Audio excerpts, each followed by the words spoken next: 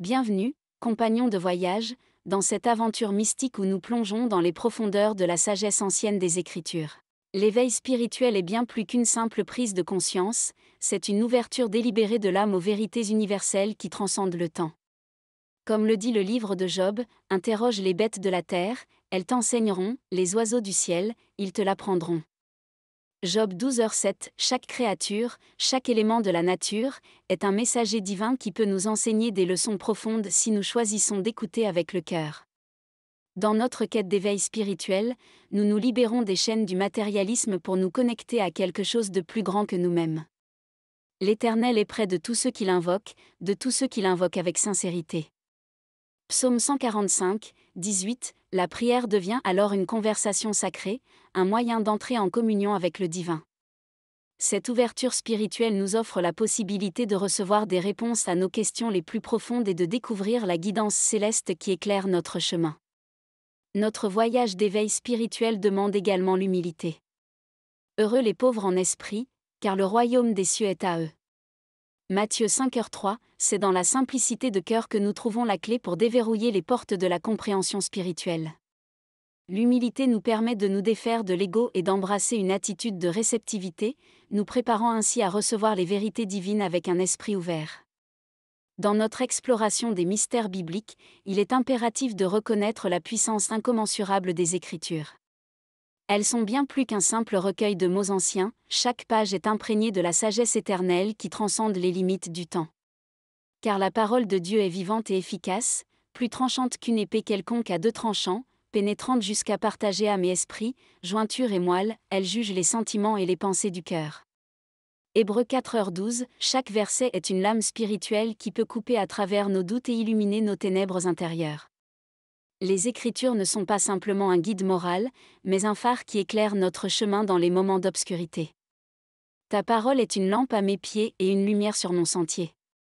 Psaume 119, 105. En embrassant ces enseignements, nous découvrons une source constante de guidance, une boussole spirituelle qui nous oriente dans nos décisions et nous apporte réconfort dans les épreuves. L'étude régulière des Écritures devient donc un acte sacré, une immersion dans la sagesse divine qui nourrit notre esprit et fortifie notre âme. Heureux l'homme qui ne marche pas selon le conseil des méchants, qui ne s'arrête pas sur la voie des pécheurs, et qui ne s'assied pas en compagnie des moqueurs. Au sein de la grande épopée spirituelle que nous révèle la Bible, la présence des anges émerge comme une manifestation divine, des messagers célestes qui veillent sur l'humanité. N'oubliez pas l'hospitalité, car, en l'exerçant, quelques-uns ont logé des anges, sans le savoir. Hébreux 13h2, ces êtres angéliques, invisibles à nos yeux terrestres, sont des guides et des protecteurs déployés par le divin pour accompagner notre voyage sur terre. Les anges, en tant que gardiens célestes, sont porteurs de messages divins et d'une guidance sacrée. Car il donnera des ordres à ses anges de te protéger sur tous tes chemins. Psaume 91, 11, cette promesse résonne comme un écho constant dans nos vies, rappelant que, même dans les moments d'obscurité, une lumière céleste veille sur nous. Les anges sont les sentinelles de nos âmes, prêts à intervenir lorsque nous invoquons leur présence avec foi et humilité. Dans notre quête spirituelle, la force d'âme émerge comme une vertu essentielle, une qualité forgée par la fusion de la foi et de la résilience intérieure. Je peux tout par celui qui me fortifie. Philippiens 4h13, ces paroles puissantes résonnent comme une déclaration de confiance, nous invitant à reconnaître que la force nécessaire pour surmonter les défis de la vie provient d'une source divine qui habite en nous. La force d'âme ne se mesure pas seulement dans la capacité à résister aux épreuves, mais aussi dans la manière dont nous transformons les adversités en opportunités de croissance spirituelle. Bien plus, nous glorifions même des afflictions, sachant que l'affliction produit la persévérance. Romains 5h3, chaque épreuve devient un creuset sacré où notre âme est affinée, où la patience et la persévérance sont cultivées, nous transformant progressivement en êtres spirituellement robustes. La foi devient le pilier central de notre force intérieure.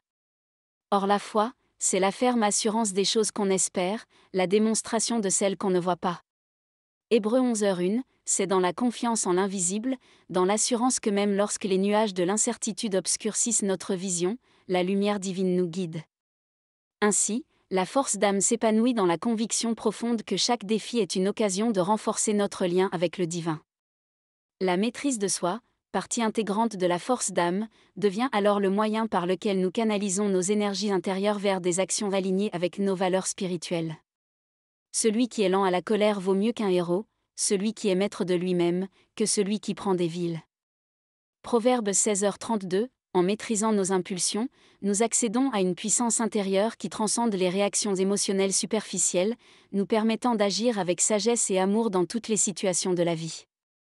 Ainsi, la force d'âme devient la clé qui ouvre la porte à une vie vécue avec intention, alignée sur les enseignements divins et empreinte de grâce. La maîtrise de soi, telle qu'enseignée par les Écritures, transcende la simple discipline de nos actions externes, elle est une invitation à gouverner nos pensées, émotions et réactions au plus profond de notre être. Mieux vaut être lent à la colère qu'un héros, mieux vaut être maître de soi que prendre des villes. Proverbe 16h32, cela souligne la vérité fondamentale que la véritable force réside dans la capacité de maîtriser nos propres impulsions, d'agir avec calme et discernement même dans les moments de provocation. L'exercice de la maîtrise de soi nous invite également à réfléchir sur nos motivations profondes. Au reste, frères, que tout ce qui est vrai, tout ce qui est honorable, tout ce qui est juste, tout ce qui est pur, tout ce qui est aimable, tout ce qui mérite l'approbation, ce qui est vertueux et digne de louange, soit l'objet de vos pensées.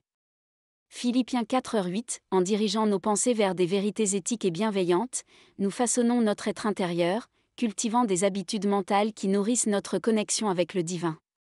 La maîtrise de soi devient ainsi une alliance intime avec la puissance divine. Celui qui est lent à la colère vaut mieux qu'un héros, celui qui est maître de lui-même, que celui qui prend des villes. Proverbe 16h32, en canalisant nos énergies intérieures vers la maîtrise de soi, nous devenons des artisans de notre destin spirituel, fortement ancrés dans les valeurs divines, et capables d'agir avec amour, sagesse et compassion dans toutes les circonstances de la vie. Ainsi, la maîtrise de soi devient le joyau qui orne notre être intérieur, reflétant la lumière de la sagesse ancienne inscrite dans les Écritures. L'appel à la transformation résonne profondément dans les pages sacrées de la Bible, évoquant une invitation constante à transcender nos limites et à devenir des êtres en constante évolution. Ne vous conformez pas au monde actuel, mais soyez transformés par le renouvellement de l'intelligence, afin que vous discerniez quelle est la volonté de Dieu, ce qui est bon, agréable et parfait.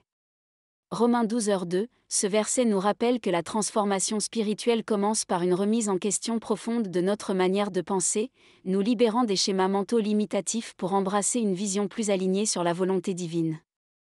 L'appel à la transformation n'est pas simplement un changement externe, mais une métamorphose intérieure qui trouve sa source dans la connexion avec le divin. Je me suis crucifié avec Christ, et si je vis, ce n'est plus moi qui vis, c'est Christ qui vit en moi. Galates 2h20, la transformation authentique découle de la compréhension que notre être intérieur est constamment modelé par la présence divine, une collaboration où notre volonté s'unit à la sagesse éternelle. La Bible, avec ses récits de conversion et de rédemption, célèbre la possibilité de la transformation radicale. Si quelqu'un est en Christ, il est une nouvelle créature. Les choses anciennes sont passées, voici, toutes choses sont devenues nouvelles. 2 Corinthiens 5h17, chaque chapitre de notre vie devient une opportunité de renouveau, où nos erreurs passées ne définissent pas notre destin, mais servent de tremplin pour une croissance spirituelle continue. L'appel à la transformation nous engage également à être des instruments de changement dans le monde qui nous entoure. Que votre lumière luise ainsi devant les hommes, afin qu'ils voient vos bonnes œuvres, et qu'ils glorifient votre Père qui est dans les cieux. Matthieu 5h16, en devenant des porteurs de lumière, nous participons activement à l'édification du royaume divin sur terre, transformant non seulement nos vies, mais aussi celles de ceux que nous rencontrons. Ainsi, l'appel à la transformation devient une symphonie harmonieuse où notre être intérieur résonne avec les mélodies de la grâce divine, créant une œuvre d'art spirituel en constante évolution. La conclusion de notre voyage à travers les mystères de la Bible nous ramène à la pratique quotidienne de vivre la sagesse ancienne. C'est bien plus qu'une simple compréhension intellectuelle des enseignements sacrés, c'est une immersion dans la vie quotidienne guidée par les principes divins. Heureux l'homme qui n'entre pas dans le conseil des méchants, qui ne marche pas dans la voie des pécheurs, et qui ne s'assied pas en compagnie des moqueurs.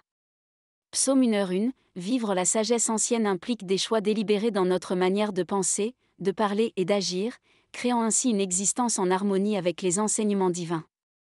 En conclusion, vivre la sagesse ancienne n'est pas simplement une aspiration lointaine, mais une réalité accessible dans chaque instant de notre existence. Que chaque choix, chaque pensée, chaque action soit guidée par les principes divins, nous conduisant ainsi à une vie empreinte de grâce, de sagesse et d'amour. Que cette exploration des mystères de la Bible inspire chacun de nous à être des artisans de lumière, à vivre la sagesse ancienne avec foi, détermination et gratitude, créant ainsi un monde où la présence divine est ressentie à chaque pas.